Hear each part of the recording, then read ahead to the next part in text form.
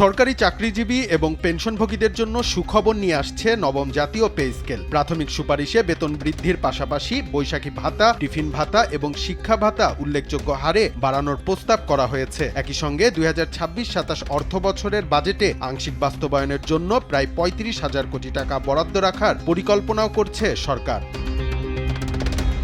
জানা গেছে, দেশের বর্তমান অর্থনৈতিক পরিস্থিতি বিবেচনায় নতুন পে স্কেল একবারে বাস্তবায়নের পরিবর্তে ধাপে ধাপে তা কার্যকর করার পরিকল্পনা নেওয়া হচ্ছে। পূর্ণাঙ্গ বাস্তবায়নের জন্য অতিরিক্ত প্রায় 1,06,000 কোটি টাকা প্রয়োজন হতে পারে বলে সরকারি হিসাব বলছে। তাই 2028-29 অর্থ বছরের আগে পুরো পে স্কেল কার্যকর হওয়ার সম্ভাবনা কম।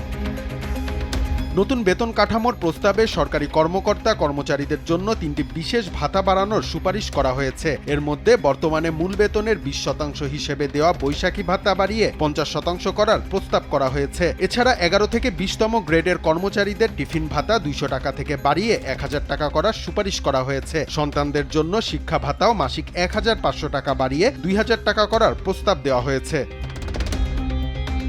নতুন পে স্কেল বাস্তবায়নে সরকার দুটি পদ্ধতি বিবেচনা করছে। একটি হলো 3 ধাপে বাস্তবায়ন, অন্যটি পরবর্তী 2 অর্থ বছরে ধাপে ধাপে বেতন বৃদ্ধি। প্রথম প্রস্তাব অনুযায়ী আগামী অর্থ বছরে সরকারি কর্মকর্তা কর্মচারীদের মূল বেতন সর্বোচ্চ 50% পর্যন্ত বাড়ানো হতে পারে। পরবর্তী বছরে বাকি অংশ সমন্বয় করা হবে। আর বাড়ি ভাড়া এবং অন্যান্য ভাতা তৃতীয় বছরে 2 ধাপে কার্যকর করার পরিকল্পনা রয়েছে। বর্তমানে সরকারি কর্মকর্তা কর্মচারীদের বেতন ভাতার জন্য বছরে প্রায় 84,114 কোটি টাকা এবং পেনশনভোগীদের জন্য প্রায় 35,657 কোটি টাকা ব্যয় হচ্ছে। সব মিলিয়ে প্রায় 14 লাখ চাকরিজীবী এবং 9 লাখ পেনশনভোগীর জন্য সরকারের মোট ব্যয় দাঁড়িয়েছে প্রায় 1,31,000 কোটি টাকা। এর আগে 2015 সালে অষ্টম জাতীয় পে স্কেল 2 ধাপে বাস্তবায়ন করা হয়েছিল। সে সময় প্রথমে মূল বেতন এবং পরের বছর বিভিন্ন ভাতা কার্যকর করা হয়। এবারও একই ধরনের ধাপে ধাপে বাস্তবায়নের পথেই হাঁটতে পারে সরকার। ডেস্ক রিপোর্ট, দেশ টিভি।